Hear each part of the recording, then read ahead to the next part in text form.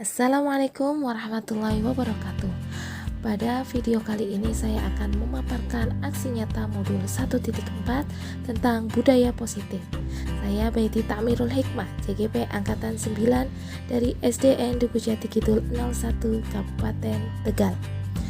Perkenalkan, fasilitator yang selalu memotivasi kami yaitu Bapak Mulyono Eskom, dan pengajar praktik yang sabar mendampingi kami Bapak Muhammad Tobiin SPD. Jangan tindakan aksi nyata ini dilatar belakangi oleh setiap sekolah sudah memiliki peraturan dan tata tertib yang harus dipatuhi oleh semua warga sekolah. Akan tetapi selama ini banyak murid yang melakukan pelanggaran terhadap peraturan tersebut. Hal tersebut terjadi karena murid kurang memahami alasan peraturan tersebut dibuat, sehingga murid akan menaati peraturan tersebut hanya untuk menghindari hukuman dan rasa tidak nyaman.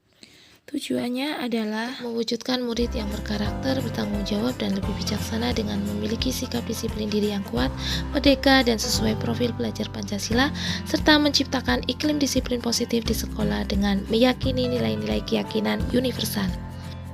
Adapun lini masa tindakannya adalah melakukan koordinasi dengan kepala sekolah dan memohon izin untuk melakukan kegiatan tentang penanaman disiplin positif yang perlu diterapkan oleh semua guru dan warga sekolah.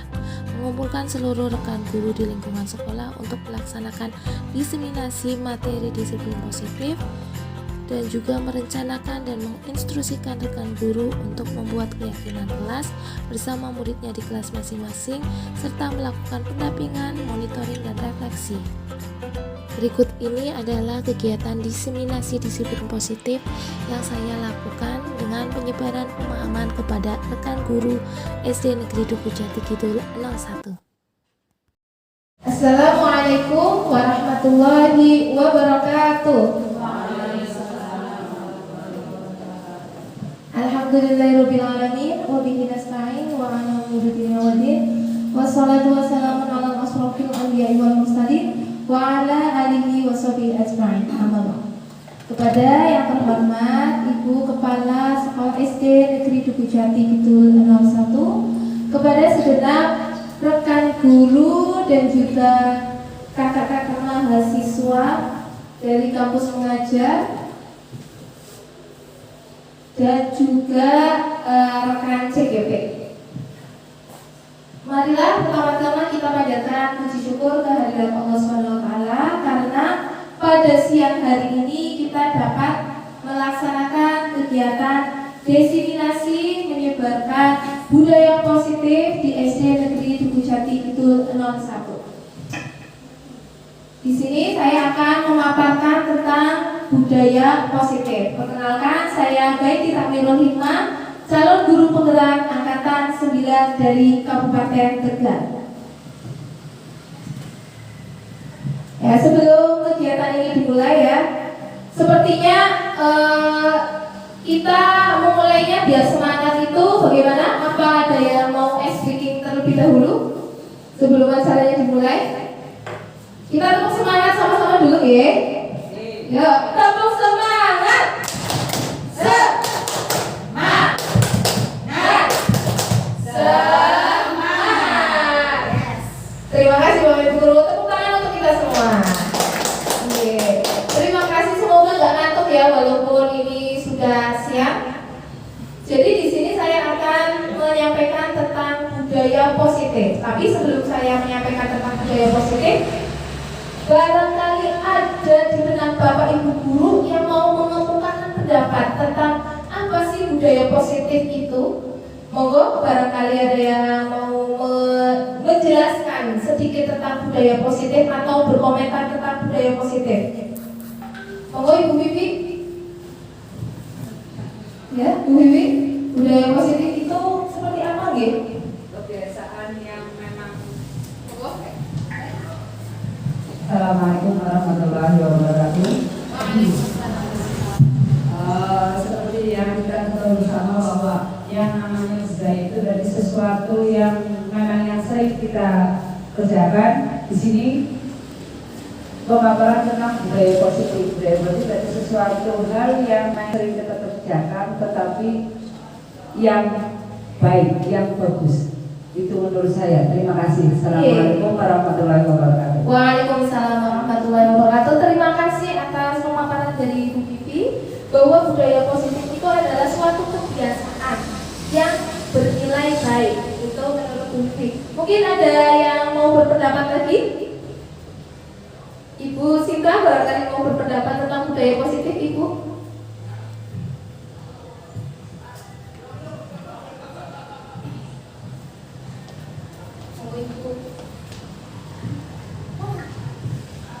budaya positif yaitu suatu kebiasaan atau kebiasaan hal baik yang dilakukan anak, tapi diberikan pada anak tanpa paksaan, tanpa tekanan, dan tanpa hukuman. Oke, terima kasih Ibu, bagus sekali ya penjelasan dari Ibu. Jadi kebiasaan atau kebiasaan hal-hal baik yang dilakukan tanpa adanya paksaan. Terima kasih Ibu, tepuk tangan untuk Bu Vivi dan Bu Sinta. Ya, terima kasih. Ya, jadi sebelum kita lanjut ke budaya positif itu apa ya, tadi sudah dikemukakan agar ada gambaran sedikit tentang pengertian budaya positif. Nah, selanjutnya untuk menuju ke budaya positif itu, di sini saya akan memaparkan terlebih dahulu tentang filosofi pendidikan Ki Hajar Dewantoro. Masih ingat nggih Ki Hajar Dewantoro itu siapa? Bapak Pendidikan Nasional. Jadi menurut Ki Hajar Dewantoro, pendidikan dan pengajaran hakikatnya adalah menuntun murid sesuai dengan kodratnya. Jadi di sini guru memiliki tugas untuk membimbing, mengarahkan, mendampingi, memberikan dukungan pada murid agar tumbuh sesuai dengan potensi dan kodrat masing-masing untuk mencapai kebahagiaan dan keselamatan hidup. Ya, jadi siswa itu sudah memiliki dua kodrat, yaitu kita harus mengikuti kodrat alam dan kodrat zaman. Di mana kodrat alam itu bahwa siswa itu sebenarnya bukan dari selebar kertas putih bersih, tetapi setiap siswa sudah mempunyai potensi masing-masing. Sedangkan kodrat zaman adalah dalam melakukan kegiatan pembelajaran kita harus mengikuti perkembangan zaman, tidak monoton misalnya belajar hanya menggunakan buku teks, tetapi kita juga harus mengikuti perkembangan digital.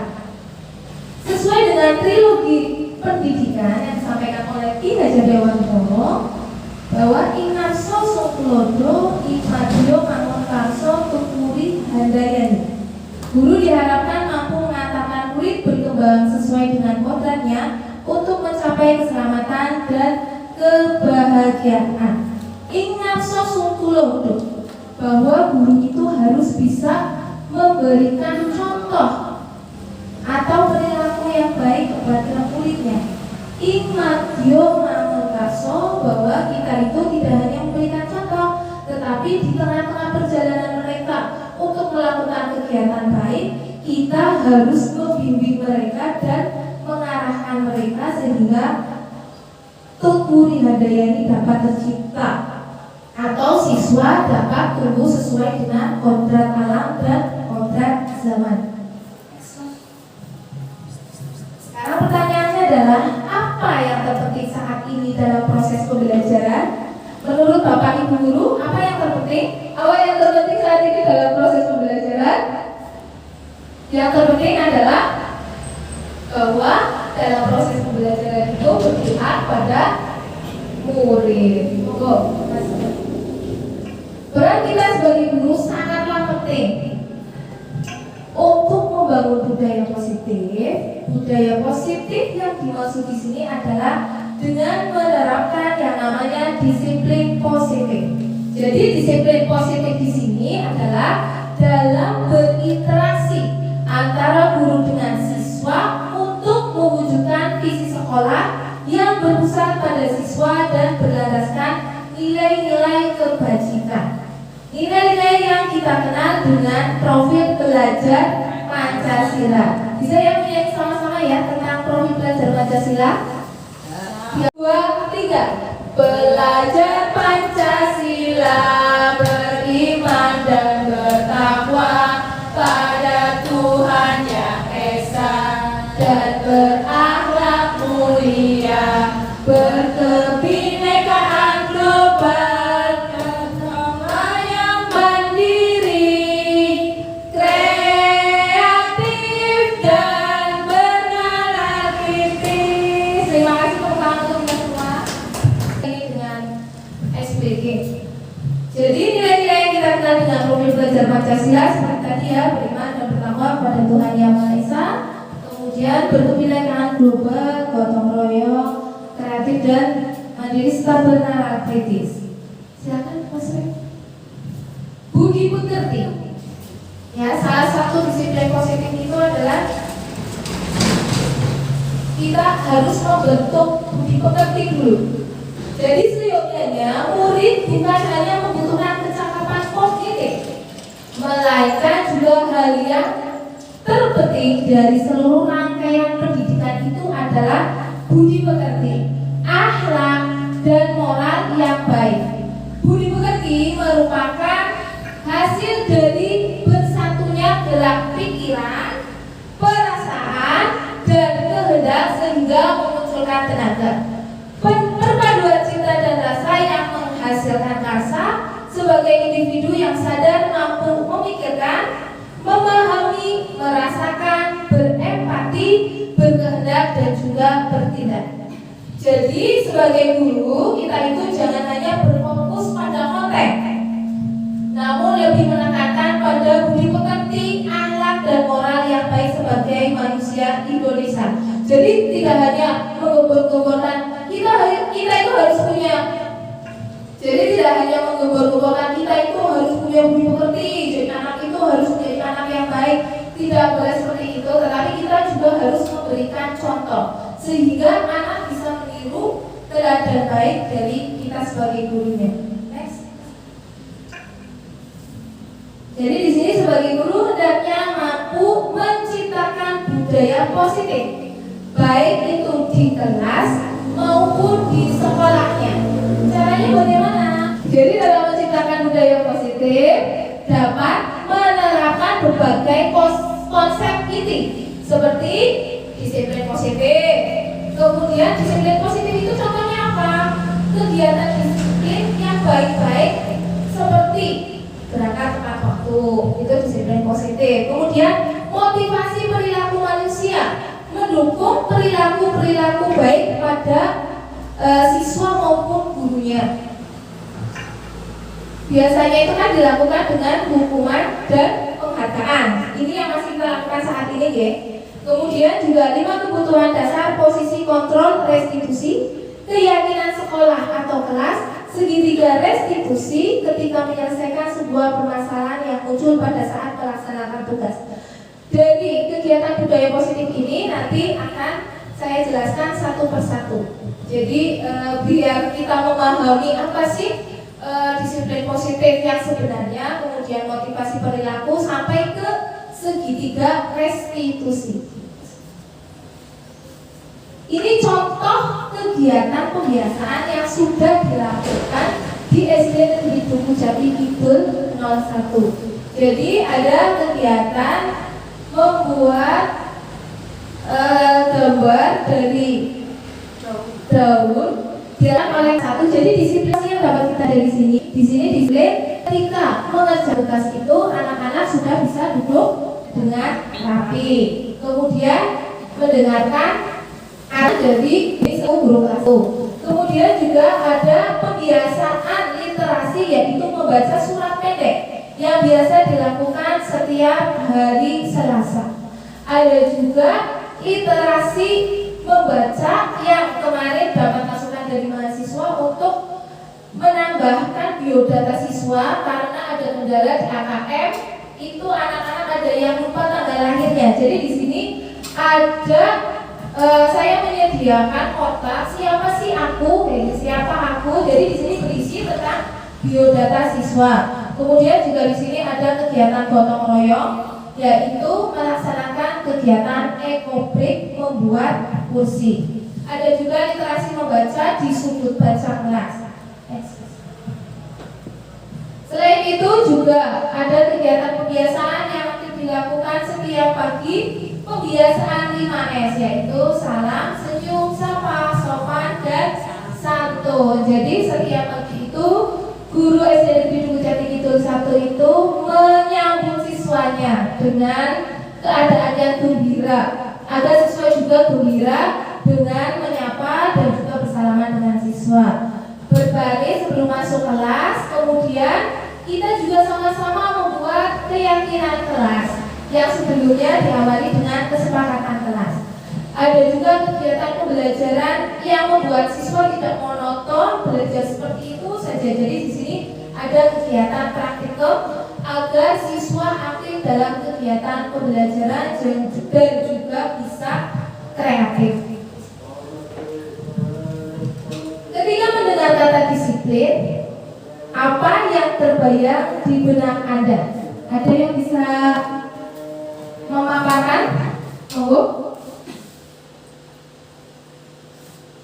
Oke, barangkali mau memaparkan atau Bu Nani? Silakan Bu Nani.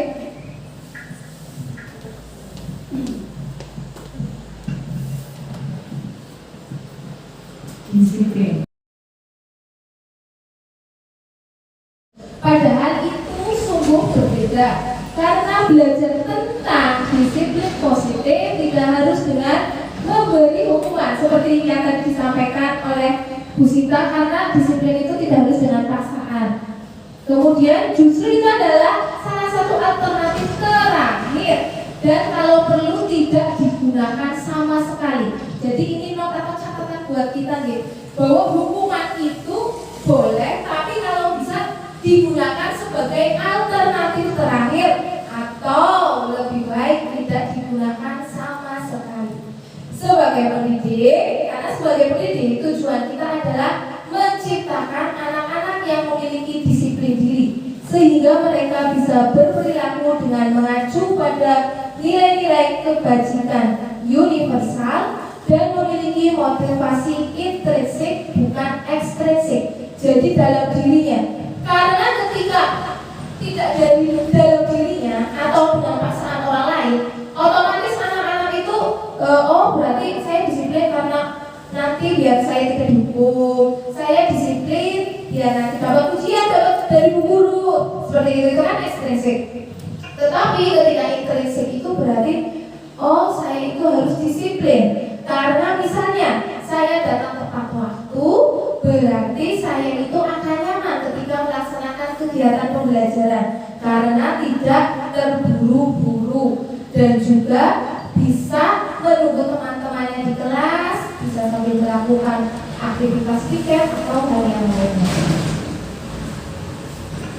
Membahas tentang budaya positif diawali dengan perubahan paradigma stimulus dan teori kontrol. Di sini yang bisa kita gunakan untuk mengajar kepada anak-anak, kita itu nanti menggunakan teori stimulus respon. Yang sekarang saya mulai belajar tentang teori kontrol. Jadi di stimulus respon itu kita mulainya itu dengan yang namanya teori kontrol. Nah, di sini kita akan melihat perbedaannya. Jadi di sini ada stimulus respon yang nanti akan kita pelajari adalah teori kontrolnya. Stimulus responnya diantaranya adalah perilaku buruk dilihat sebagai suatu kesalahan.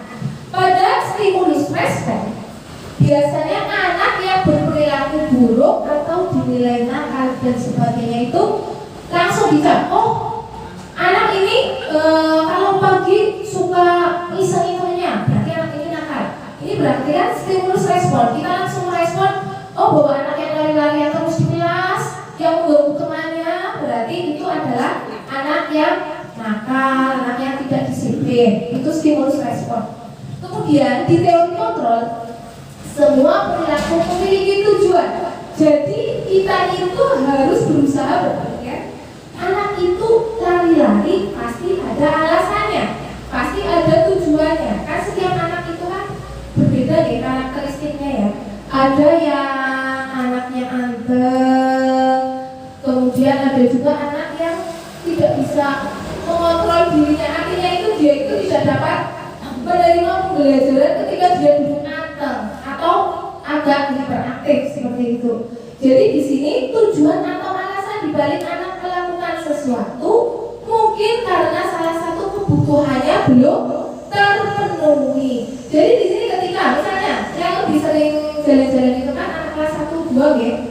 Jadi ketika ada si A lari-lari, dan kita jangan langsung kamu selalu lari-lari seperti itu, kamu anak yang nakal, tidak disiplin. Itu kan kita tidak boleh menjudge seperti itu. Berarti kita masih menggunakan stimulus respon.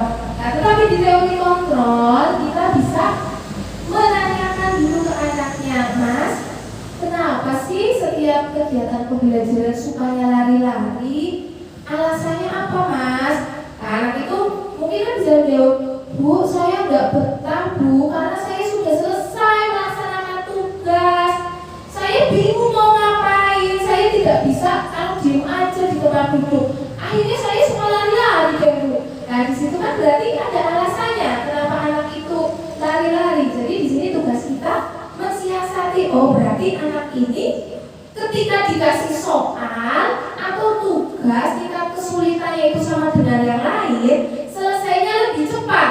Ketika selesainya lebih cepat, maka anak itu akan merasa bosan. Jadi tugas kita sebagai guru bagaimana sih untuk mengisi agar anak itu sudah selesai melaksanakan tugas dan tetap duduk di tempat duduknya. Berarti kita harus memberikan bisa tugas tambahan atau juga menanyakan sesuatu yang sesuai dengan minat atau bakatnya agar dia mengerjakan tugas seperti minat dan bakatnya. Apakah Anda setuju dengan pernyataan ini? Coba di sini saya akan menanyakan kepada Bapak Ibu guru sekalian ya, apakah setuju atau tidak dengan pernyataan ini? Pernyataan pertama, mendisiplinkan anak dengan hukuman. Anak harus dipaksa dulu, nanti akan terbiasa. Setuju atau tidak? Tidak ya. Kemudian yang kedua, pemberian hukuman dengan terbiasa dengan positif. Kalau diberikan hukuman tadi positif yang bagaimana? Positifnya yang mendidik, misalnya memberi hukuman dengan biasa.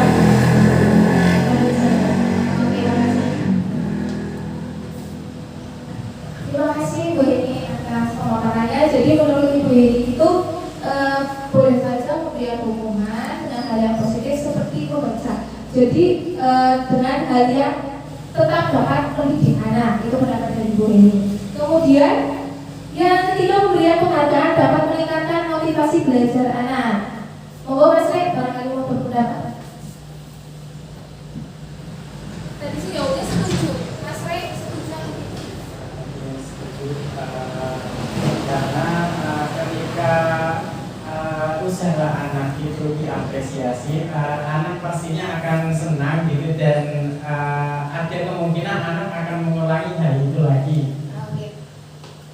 Terima kasih Mas Ray. Jadi pemberian penghargaan itu akan lebih memotivasi anak, atau anak itu senang karena perbuatannya diapresiasi, maka dia akan ibaratnya melakukan hal baik lagi seperti itu. Tapi untuk pembahasannya kita akan bahas di slide selanjutnya. Disiplin positif merupakan upaya untuk mendisiplinkan perilaku murid dengan menumbuhkan motivasi internal dalam bertanggung jawab dan kesadaran diri berdasarkan nilai-nilai kebajikan, sehingga mampu mengontrol secara mandiri segala tindakannya.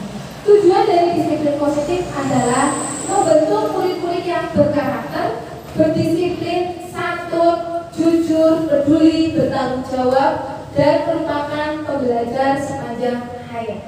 Jadi di sini disiplin positif itu sebenarnya itu memang harus dalam diri sendiri. Artinya sebenarnya itu memang kita sudah terbiasa ya melakukan hukuman ketika anak-anak itu melanggar disiplin, walaupun hukumannya positif. Seperti tadi disuruh membaca, itu sebenarnya kurang tepat karena disiplinnya sebenarnya ya tanpa adanya alasan apapun. Walaupun ada penghargaan, kita boleh memberikan penghargaan Tetapi tidak boleh mendasarkan segala sesuatu itu atas penghargaan. Apabila melanggar diberi hukuman, tidak seperti itu. Karena memang disiplin itu intinya harus dari dalam diri sendiri dulu. Ya, jadi tanpa alasan hukuman, penghargaan atau yang lainnya, walaupun tujuannya semuanya sama, yaitu memotivasi. Nilai kebijakan universal. Nilai kebajikan universal. Jadi budaya positif merupakan perwujudan dari nilai-nilai atau kebajikan universal yang diterapkan di sekolah. Budaya positif di sekolah tidak dapat diciptakan secara instan. Jadi butuh proses untuk menciptakannya. Dalam penerapan budaya positif di sekolah diperlukan tuntunan dan tauladan dari seorang guru, berarti dari kita semua. Guru harus menjadi contoh yang baik sehingga murid dengan kesadaran sendiri akan mengikuti apa yang dilakukan guru. Kebajikan universal ada di dalam profil belajar Pancasila, seperti yang kita nyanyikan tadi ya. Jadi misalnya tadi profil belajar Pancasila itu yang paling sering itu adalah gotong royong ya. Kita meminta siswa untuk melakukan gotong royong, membersihkan halaman, kemudian mencabuti rumput, tapi gurunya cuma diam aja. Anak-anak akan melihat kita apa enggak? Tentu lihat kita kan. Jadi sebenarnya itu apapun yang dilakukan guru itu akan menjadi contoh bagi siswanya. Jadi tugas kita sebagai guru adalah melakukan hal-hal yang baik yang bisa menjadi contoh bagi siswa-siswi kita atau menjadi teladan. Karena nilai kebajikan universal itu adalah nilai-nilai kebaikan yang diharapkan oleh semua manusia yang ada di dunia ini. Ya, jadi seperti kejujuran, kemudian juga kedisiplinan, tenggang rasa, kepedulian, dan juga kasih sayang. Itu merupakan nilai kebajikan universal. Profil belajar Pancasila tadi ya, beriman bertawakal pada Tuhan Yang Maha Esa, berakhlak mulia, mandiri, bernalar kritis, berkebinekaan global, bergotong royong dan juga kreatif. Ini semua sudah mulai satu persatu kita terapkan. Sebenarnya itu sudah dari dulu diterapkan, tetapi belum menjadi kebiasaan. Kadang enggak seperti itu. Makanya tugas kita di sini itu adalah agar dapat melaksanakan kegiatan kebiasaan maksimal dan juga terus menerus. Ya, karena hal-hal tersebut memang berhubungan dengan 5 kebutuhan dasar manusia. Jadi contohnya itu di sini kalau berhubungan dengan murid adalah ketika seorang murid melakukan suatu perbuatan yang bertentangan dengan nilai-nilai kebajikan atau melanggar peraturan, hal itu sebenarnya dikarenakan mereka gagal memenuhi kebutuhan dasar mereka. Jadi kebutuhan dasar manusia adalah segala sesuatu yang kita lakukan untuk mendapatkan apa yang kita inginkan. Jadi seluruh tindakan yang kita lakukan pasti memiliki tujuan, dan semua usaha terbaik itu pasti kita lakukan tujuannya yaitu dalam rangka memenuhi kebutuhan dasar kita agar terpenuhi. Di sini ada 5 kebutuhan dasar manusia. Yang pertama adalah bertahan hidup, kasih sayang dan rasa diterima, penguasaan, kebebasan dan juga kesenangan. Dari semua kebutuhan dasar manusia ini sebenarnya tujuannya itu yang pertama tadi, yaitu untuk bertahan hidup. Tapi bagaimana sih caranya bertahan hidup? Yang pertama dengan makanan, pakaian, tempat tinggal, keamanan dan kesehatan. Tetapi kan kita tidak hanya cukup hidup dengan makan, minum, tempat tinggal dan juga hal-hal lainnya yang memang kebutuhan pokok kita, tetapi kita juga membutuhkan yang namanya kasih sayang dan rasa diterima. Rasa diterima, dipedulikan, berbagi, kerjasama, dan menjadi bagian dari suatu kelompok sehingga keberadaan kita itu disadari oleh orang lain. Kemudian juga penguasaan, harga diri, keinginan untuk dianggap, memimpin, berprestasi, dan juga didengar.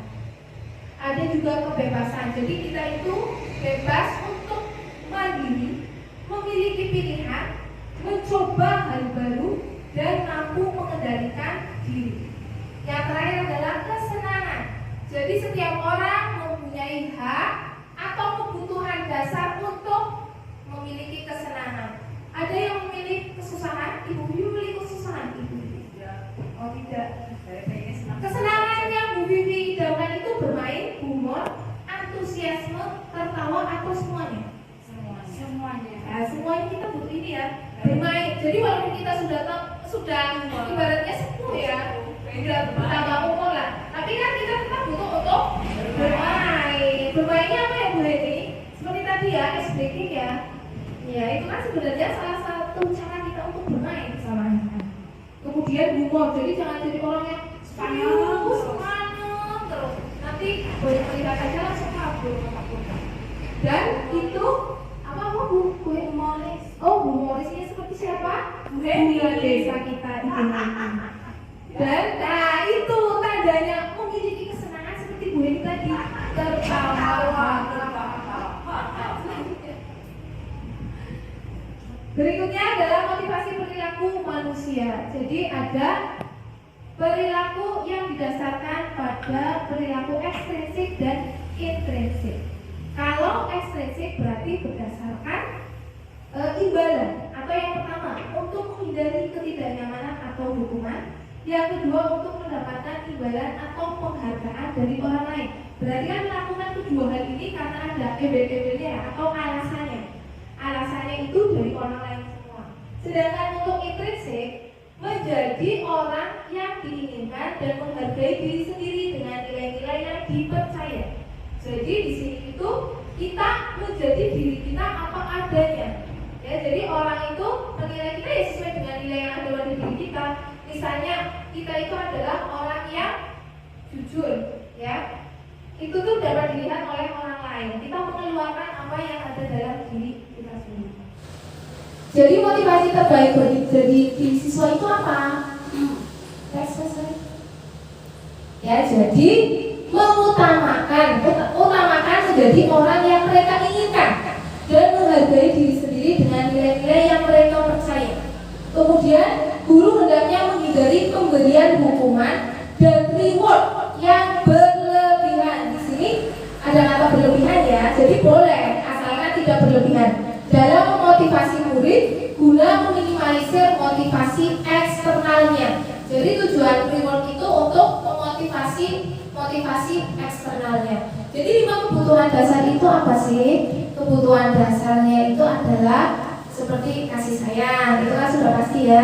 Kemudian juga kesenangan. Terus ada juga kebutuhan untuk bertahan hidup. Jadi ketika melakukan pelanggaran disiplin sebenarnya itu karena kebutuhan dasar manusia itu tidak terpenuhi.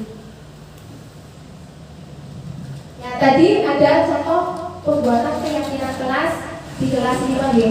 Jadi keyakinan kelas itu berbeda dengan kesepakatan kelas. Sudah tahu belum perbedaannya? Ya, di kelasnya Bu Vivi ada keyakinan kelas atau kesepakatan kelas? Kesepakatan kelas. Kesepakatan kelas. Di kelasnya Bu Ayu kesepakatan kelas. Ya ini yang sering sebenarnya sama-sama baik ya. Kesepakatan kelas dan keyakinan kelas itu sama-sama baik. Tetapi di sini ada perbedaannya.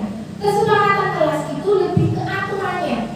Jadi itu dibuat bersama-sama tapi masih kaku.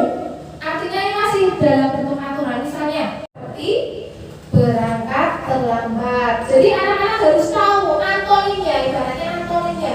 Berarti mereka selain tahu atau kesepakatan kelasnya itu tadinya apa, kemudian dirubah menjadi keyakinan kelas. Jadi mereka itu akan tahu apa yang tidak perlu mereka lakukan atau harus dihindari. Namanya seperti itu. Ketika motivasi muncul dari dalam murid atau internal murid, maka secara tidak langsung akan memunculkan kesadaran untuk melaksanakan budaya positif. Murid juga akan lebih merasa bertanggung jawab dalam menjalankan nilai-nilai kebajikan yang disepakati. Tadi sudah saya jelaskan juga ya. Jadi ketika dalam diri mereka sendiri maka mereka juga akan melakukannya dengan sepenuh hati. Seperti kalau kita membaca di bahasa guru dengan membaca sesuai dengan keinginan kita, pasti akan lebih masuk yang sesuai dengan keinginan kita kan? Disuruh bu guru membaca buku IPAS misalnya, sementara kita ingin membaca buku cerita, pasti akan lebih masuk materinya itu adalah buku cerita. Jadi memang tugas kita itu adalah memunculkan motivasi internal siswanya untuk menyadarkan diri mereka tentang kedisiplinan atau disiplin positif. Dari semua budaya positif itu biasanya itu anak-anak akan mematuhinya itu karena ada hukuman dan juga konsekuensi. Itu adalah praktek nyatanya ya, jadi ada perbedaan untuk menyelesaikan permasalahan kedisiplinan atau pelanggaran budaya yang negatif dari anak. Ada hukuman, konsekuensi, dan juga restitusi. Jadi perbedaannya adalah ketika dalam hukuman itu berarti langsung, spontan atau tiba-tiba. Jadi di situ misalnya anak mengobrol di kelas, langsung kamu ngobrol di kelas ya nak, langsung ditulis seperti itu. Kemudian langsung karena kamu ngobrol di kelas ya keluar kelas. Itu adalah hukuman. Kemudian konsekuensi. Jadi konsekuensi itu dulu sudah pernah disepakati. Ketika guru masuk, anak-anak mari kita buat kesepakatan kelas. Jadi nanti kalau ada yang ngobrol ketika guru menjelaskan, konsekuensinya nanti menulis saya berjanji tidak akan ngobrol lagi sampai 10 kali atau 100 kali. Nah, jadi ketika ada anak yang melakukan kesalahan yang sama, konsekuensinya itu disampaikan. Sudah tahu kan mas konsekuensinya apa ketika kamu ngobrol di dalam kelas? Ya bu, sudah tahu. Baik, saya akan menulis 10 kali bahwa saya berjanji tidak akan ngobrol di dalam kelas ketika ibu menjelaskan. Nah, hal-hal itu kan yang membuat anak tidak nyaman. Nyaman nggak kalau kita menulis kata-kata yang sama berkali-kali? Ya kurang nyaman ya, karena tangannya capek. Kemudian sikap guru juga selalu memonitor murid. Kayaknya anak-anak itu akhirnya jangan ngobrol. Nanti kita dapat hukuman dari guru sesuai dengan kesepakatan kita. Nah, kalau restitusi itu adalah solusi terbaik. Kenapa terbaik? Karena di sini kitalah yang membuat anak mau memperbaiki kesalahannya berdasarkan dengan intrinsik tadi, ya, motivasi intrinsik. Jadi solusi tersebut dari anak. Yang melanggar anak, yang memberikan solusi atau menyelesaikan masalah itu adalah pilihan anak sendiri. Itu adalah restitusi. Jadi solusi dari hukuman sebenarnya itu adalah dengan melakukan yang namanya restitusi. Tetapi di sini ada beberapa posisi kontrol restitusi. Yang pertama adalah sebagai penghukum, pembuat merasa bersalah, teman, pemantau, dan juga manajer. Sebagai penghukum tentu kita sudah mempraktekkan ya sering kayaknya. Penghukum itu contohnya, kalau kamu terlambat masuk sekolah berarti nanti kamu harus membersihkan kamar mandi, misalnya seperti itu. Itu penghukum. Di sini untuk lebih jelasnya penghukum, guru penghukum sering menggunakan hukuman fisik maupun verbal. Guru yang menjalankan posisi penghukum senantiasa mengatakan bahwa sekolah memerlukan sistem atau alat yang dapat lebih menekankan murid-murid lebih dalam lagi. Jadi hukuman fisik itu contohnya, mas, kamu tidak mengikuti kegiatan olahraga kemarin, lari-lari, kemudian juga berbaris di lapangan, hormat bendera, itu hukuman fisik. Kalau hukuman verbal, kamu itu gimana sih?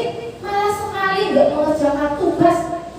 Kamu itu anak yang nggak disiplin, anak yang kurang tahu aturan. Itu adalah contoh hukuman verbal. Membuat merasa bersalah. Jadi tadi ya sudah saya contohkan adalah menggunakan keheningan yang membuat orang lain merasa tidak nyaman atau bersalah dan rendah hati. Jadi seperti tadi ya, rendah diri. Rendah diri. Jadi tadi, oh iya ya, seperti itu. Saya nggak enak nih sama bu guru sampai ngomong kayak gitu. Berarti kayaknya saya itu benar-benar nggak memperhatikan apa yang bu guru katakan. Saya itu sebenarnya siswa yang berguna atau tidak sih? Akhirnya kan buat siswa merasa seperti itu. Teman, guru pada posisi teman tidak akan menyakiti murid. Positif di sini berupa hubungan baik yang terjalin antara guru dan murid. Negatifnya adalah ketika bersikap positif, ya, ketika bersikap positif pada murid dan juga siswa itu sudah merasa dekat, kadang itu siswa akhirnya tidak menggunakan bahasa yang formal pada kita. Contohnya sudah banyak deh. Nah, guru kan contohnya seperti itu contohnya. Sebenarnya kan menjadi teman, tetapi namanya siswa tetap harus menggunakan bahasa yang formal dan sopan kepada guru. Itu negatifnya. Pemantau, pada saat kita memantau, kita bertanggung jawab atas perilaku murid. Posisi pemantau berdasarkan pada peraturan-peraturan dan konsekuensi.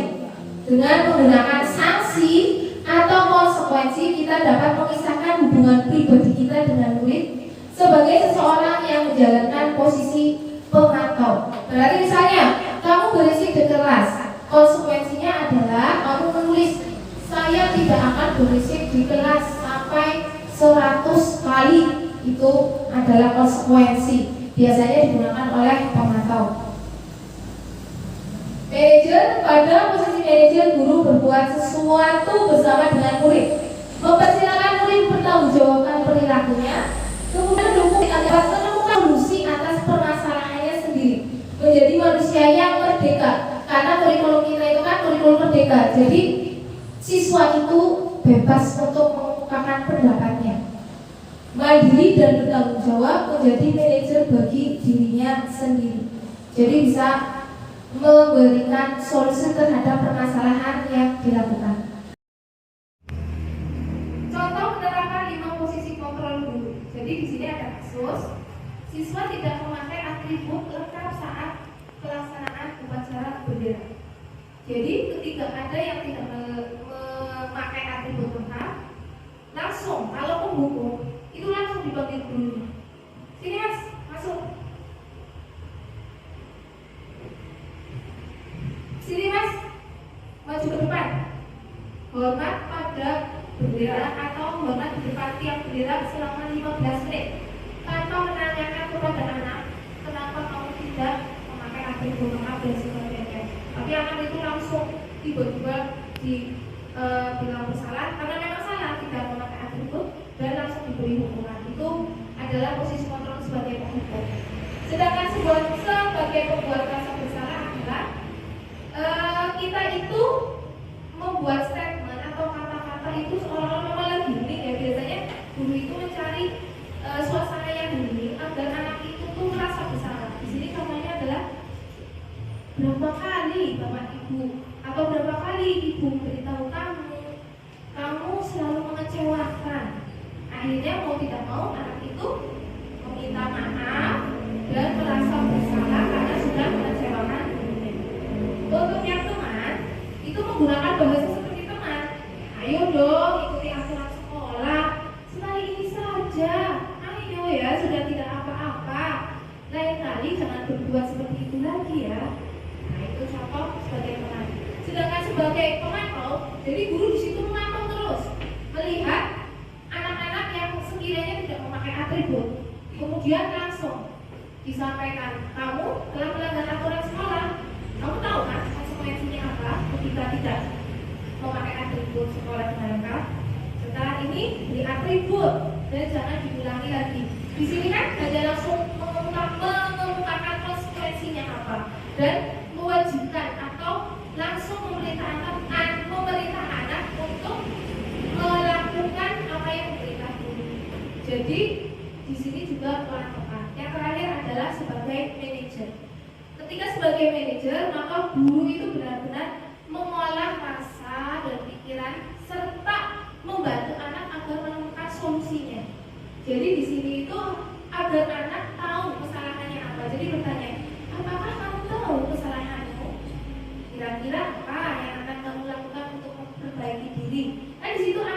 bisa mengolah rasa dan pikirannya dulu. Oh iya Bu, saya sepertinya atributnya kurang lengkap, mohon maaf ya Bu dulu.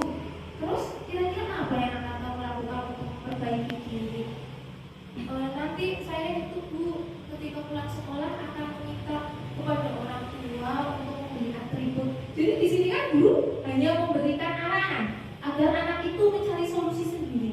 Jadi nanti anak pulang itu, Bu, tadi saya disuruh guru membeli atribut, saya dihukum kayak gitu. Kalau ketika memakai posisi manajer kan, saya tadi memberikan solusi kepada guru karena memang saya salah Bu, nanti tolong berikan ya Bu atributnya. Jadi itu posisi kontrol sebagai manajer. Jadi di sini kita kuis sebentar ya. Posisi kontrol apa?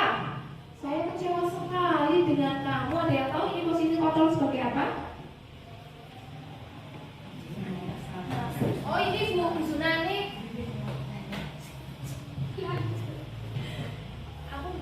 Aku jangan ngacung. Coba ada yang ingin mengemukakan pendapat. Saya kecewa sekali dengan kamu. Siapa? Oh Bu Pipi. Oh Bu Pipi.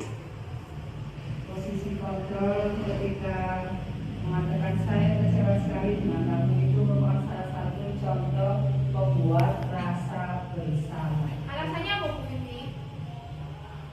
Alasannya ketika guru mengatakan kecewa dengan salah satu muridnya itu berarti muridnya itu merasa tertekan bahwa saya itu merasa bersalah, padahal muridnya itu belum mengatakan alasannya itu kenapa. Tepuk tangan untuk Bu Pipi. Terima kasih Bu Pipi, betul sekali. Jadi di sini ada kata-kata kecewa. Dan saya kecewa sekali. Jadi kata-kata itu adalah yang membuat anak, ya Allah, guru kecewa sama aku, ya aku bersalah banget. Saya seperti itu. Itu adalah membuat rasa bersalah. Kemudian di sini ada posisi kontrol apa? Apa rencanamu untuk menyelesaikan masalah ini? Itu posisi kontrol sebagai apa ya? Siapa yang tahu? Sebagai manajer. Oh iya, silakan Ibu Sunani. Sebagai apa Ibu Sunani? Sebagai manajer. Sebagai manajer ya, karena di situ tidak terlalu menekan kepada anak, tetapi kita menanyakan. Jadi anak itu mempunyai solusi sendiri dari hukuman sendiri dan solusi itu dari anak tersebut. Jadi itu termasuk dalam manajer. Ya, terima kasih Bu Nade. Tepuk tangan untuk Bu Nade. Ya, terima kasih ya Bu Nade atas penjelasannya, betul sekali. Jadi, apa rencanamu untuk menyelesaikan masalah ini? Ini adalah posisi kontrol sebagai manajer. Karena di sini anak itu mengemukakan sendiri solusi dari permasalahan yang dia hadapi. Apa posisi yang sebaiknya guru ambil ketika menghadapi sebuah masalah? Menurut Bapak Ibu guru apa? Dari 5 posisi kontrol tadi, posisi kontrol yang paling tepat dilakukan adalah posisi sebagai apa Bu? Manager. Jadi posisi kontrolnya adalah sebagai manager. Ya, jadi untuk segi institusi, kemarin juga saya sudah membuat skenario bersama siswa kelas 5 yang melakukan pelanggaran karena tidak berangkat tepat waktu atau terlambat. Jadi menstabilkan identitasnya itu adalah menanyakan dulu, Mas, apa betul menurut guru piket hari ini Mas Hidan itu terlambat berangkat sekolah? Nah, siswa kan butuh tenang dulu ya. Iya Bu, betul, saya terlambat. Sudah berapa kali Mas Hidan terlambat? Karena memang sudah sering terlambat ya. Jadi Mas Hidan menjawab 10 kali. Ya, kemudian saya juga tanya, Mas, boleh saja terlambat ya. Karena terlambat itu adalah merupakan hal yang alami dilakukan oleh setiap manusia. Karena tidak ada manusia yang sempurna. Tetapi alangkah baiknya kalau bisa lebih disiplin. Itu yang namanya menstabilkan identitas. Menstabilkan identitas, mengubah identitas anak dari orang yang gagal karena melakukan kesalahan menjadi orang yang sukses. Ketika murid sedang emosional, mereka tidak mampu menggunakan bagian otak rasionalnya, maka perlu distabilkan. Jadi di sini tugas kita menenangkan anak dulu. Iya, jadi anak itu jangan langsung sini, kamu terlambat. Nah, jadi kita harus menstabilkan emosi anak terlebih dahulu. Kemudian memvalidasi tindakan yang salah, bahwa setiap perilaku murid memiliki alasan. Maka dari itu perlu adanya validasi dari perilaku tersebut. Murid diajak berpendapat atas apa yang sudah dilakukan untuk kemudian diarahkan untuk membuat kesepakatan. Yang terakhir adalah menanyakan keyakinan kepada murid yang melakukan kesalahan setelah memvalidasinya dengan tujuan menumbuhkan kesadaran sendiri atas kesepakatan yang diinginkan dan dibuat bersama. Dengan begitu, murid akan merasa lebih bertanggung jawab atas perilakunya. Jadi seperti posisi manajer tadi ya, di sini tujuannya adalah agar anak memberikan solusinya. Budaya positif merupakan perwujudan dari filosofi pendidikan Ki Hajar Dewantara yang menjadi tujuan pendidikan nasional, yaitu pendidikan yang berpihak pada murid, yang berorientasi pada cara menuntun murid dalam tumbuh dan berkembang sesuai dengan kodratnya untuk mencapai keselamatan dan kebahagiaan. Jadi untuk mewujudkan budaya positif, maka seorang guru perlu memiliki nilai-nilai sebagai berikut, yaitu pertama, yang berpihak pada murid, mandiri, reflektif, kolaboratif, dan inovatif. Selain itu, guru juga harus menjadi pemimpin pembelajaran, coach bagi rekan guru, mendorong kolaborasi, mewujudkan murid, dan menggerakkan komunitas praktisi. Di mana dalam mewujudkan budaya positif itu berarti guru harus menerapkan yang namanya nilai dan peran sebagai calon guru penggerak atau guru penggerak. Guru yang hebat berarti mampu membawa perubahan yang positif, baik bagi diri sendiri, orang lain, dan juga sekolahnya. Salah satu perubahan yang sesuai dengan tujuan pendidikan nasional adalah terwujudnya budaya positif di sekolah. Dengan muara akhir adalah pendidikan yang berpihak pada murid. Jadi semua yang kita lakukan, yang dari tadi kita pahami bersama tentang budaya positif, posisi kontrol juga, itu tuh semuanya akan bermuara pada satu tujuan, yaitu berpihak pada murid. Jadi tujuannya tetap murid. Dengan merasa perubahan berpedoman pada prinsip inquiry apresiatif dan tahapan baja yang kemarin sudah saya paparkan ketika kegiatan diseminasi dengan PPG tentang visi dan prakasa perubahan yang akan memudahkan mencapai budaya positif di sekolah yang sesuai dengan filosofi pendidikan Ki Hajar Dewantara. Seperti yang di awal tadi. Jadi di sini saya sampaikan contoh sebelum kita lanjut ke slide selanjutnya. Tadi belum dicontohkan tentang bagaimana sih melakukan praktek tentang segitiga resmi. Kita sampai pada kesimpulan ya. Jadi kesimpulannya di sini adalah dalam penerapan program disiplin positif, hendaknya guru memiliki standar kepribadian profesional dan sosial yang baik, di mana guru mampu merefleksi dirinya dalam posisi kontrol saat ini. Bagaimana perjalanan dirinya sebagai amor atau manajer yang menuntun murid-muridnya menjadi insan yang mandiri, merdeka, dan bertanggung jawab sesuai dengan standar nasional pendidikan. Dan beberapa kata, merdeka itu indah, merdeka itu nyaman, merdeka itu selamat, dan merdeka itu bahagia.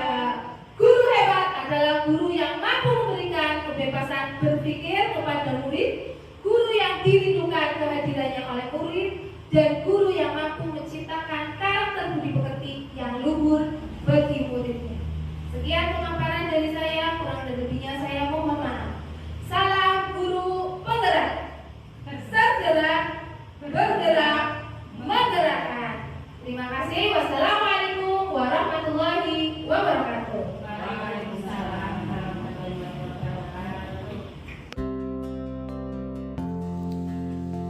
Berikut ini adalah penerapan pemahaman kepada siswa dengan pembentukan keyakinan kelas di kelas 5 SD Negeri Duku Jati Kidul 01.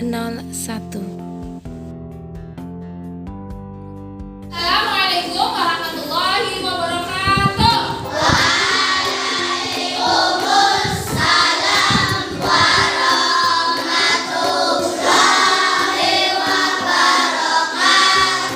Selamat pagi anak-anak. Gimana kabarnya hari ini?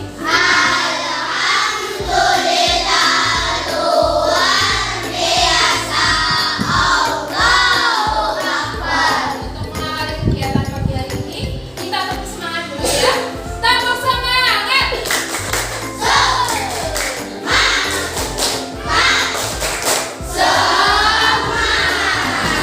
Ya, tepuk tangan untuk kita semua.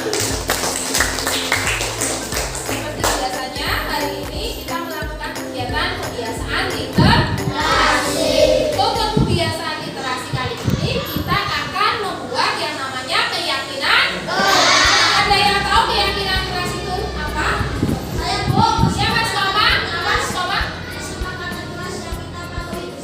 Iya, betul sekali. Jadi keyakinan kelas itu adalah keyakinan yang dibuat berdasarkan kesepakatan yang sudah disepakati bersama. Kita sudah membuat kesepakatan kelas kan? Sudah. Dari kesepakatan kelas, coba kita lihat dulu kesepakatan kelasnya di sana. Ya, kesepakatan kelas kita. Ini adalah kesepakatan kelas kita. Seperti berangkat tepat waktu dan juga mengerjakan tugas, ada juga membuang sampah pada tempatnya. Berdasarkan kesepakatan kelas 5 ini, kita akan membuat yang namanya keyakinan kelas. Nah, keyakinan kelas itu pertama kita akan membuat beban tampak atau tidak tampak. Yang pertama tentang apa? Keyakinan kelasnya positif. Yang kedua tentang percaya dan menghormati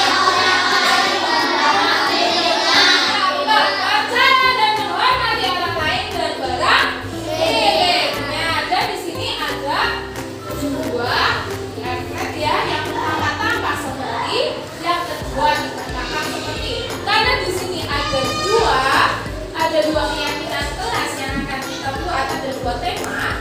Jadi nanti kelompok satu membuat tampak seperti, kelompok dua tidak tampak seperti pada tema disiplin positif. Untuk kelompok tiga nanti membuat tampak seperti, kelompok empat membuat tidak tampak seperti pada tema percaya dan menghormati orang lain dan barang milik. Sudah siap? Sudah. Kalau sudah, siapkan bolpoinnya. Nanti Bu Guru bagikan apa ya ini namanya? Jadi untuk yang tampak seperti pada tema disiplin positif, itu akan memberi warna apa ini? Silakan guys.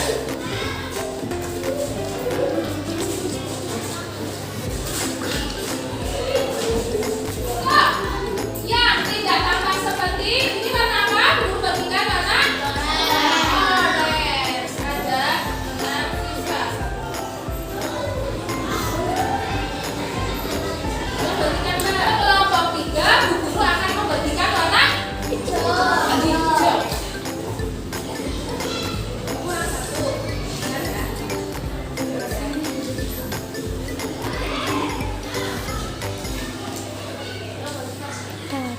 Untuk kelompok 4, Bu Guru akan memberikan warna apa? Kuning. Nah, sudah ya. Kalau sudah, silakan berdasarkan kesepakatan kelas yang sudah kita buat, kalian membuat keyakinan kelas. Tolong tulis saya yang rapi dan yang agak besar ya, biar bisa dibaca oleh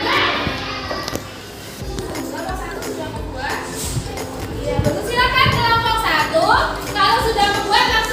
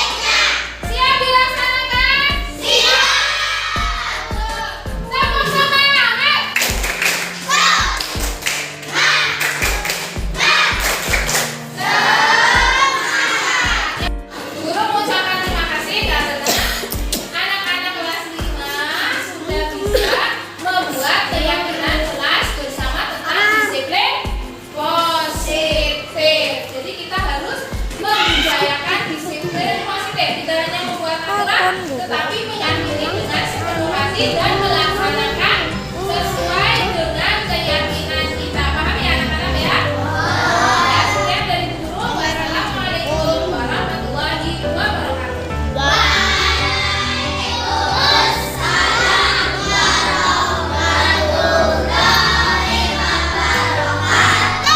Demikianlah proses pembuatan keyakinan kelas. Dan berikut ini adalah respon murid kelas 5. Warahmatullahi wabarakatuh. Saya Rasida Hidayah Sailan, kelas 5 SDN 2171. Assalamualaikum warahmatullahi wabarakatuh. Kenalkan, saya dapat dua Pratama dari kelas 5 SD Negeri 21. Assalamualaikum warahmatullahi wabarakatuh. Perkenalkan, nama saya Osatun Hasanah dari kelas 5 SDN Negeri 21. Assalamualaikum warahmatullahi wabarakatuh. Perkenalkan, nama saya Lutfi Bayhaq dari kelas 5 Jatuh Kidul 1. Bagaimana perasaanmu saat membuat keyakinan kelas? Perasaan saya sangat gembira sekali membuat keyakinan kelas. Perasaan saya senang dan antusias membuat keyakinan kelas. Perasaan saya sangat senang sekali ketika membuat keyakinan kelas. Perasaan saya sangat suka dan senang. Apakah menurutmu pembuatan keyakinan kelas penting dilakukan? Penting sekali. Penting sekali. Sangat penting sekali. Menurutmu mengapa pembuatan keyakinan kelas penting dilakukan? Supaya kita lebih bertanggung jawab.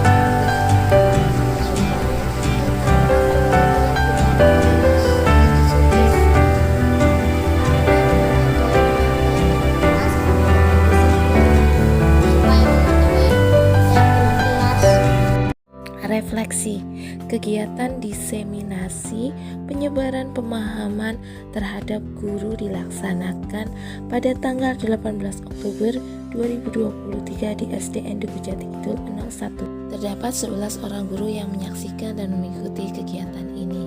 Perasaan saya setelah melakukan aksi nyata ini, saya menjadi lebih bersemangat untuk melakukan perubahan ke arah yang lebih baik dan menerapkan budaya positif. Rencana perbaikan untuk implementasi ke depan yang dapat dilakukan diantaranya adalah selalu melakukan evaluasi secara berkala, terus meningkatkan koordinasi dengan semua pihak, dan meminimalisir kekurangan-kekurangan yang ada, meningkatkan ilmu pengetahuan yang berkaitan dengan budaya positif, dan selalu menganalisis kebermanfaatan hasil diseminasi terhadap murid dan lingkungan sekolah. Demikianlah pemaparan dari video saya. Semoga bermanfaat. Salam bahagia Bapak Ibu guru hebat. Salam guru penggerak, tergerak, bergerak, menggerakkan. Terima kasih. Wassalamualaikum warahmatullahi wabarakatuh.